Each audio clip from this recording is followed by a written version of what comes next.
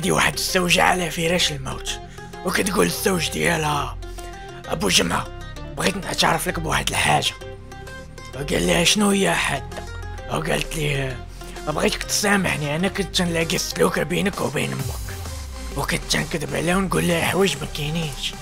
وقال لها صافي نساي اللي فات حادة وبلا ما تهضري بزاف على قبل صحتك. وهي قالت ليه ونزيدك كنت كنتعمد نغرقك في الكريديات باش عمرك تفكر تزوج عليا. وقال لها صافي نساي. وقالت ليه بغيت نقول لك اني كنت كندير السبه لاي حاجه باش ننكد عليك ونكحل عيشتك.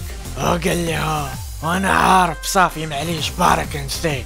وقالت ليه ونزيدك حاجه اخرى ابو جمعه.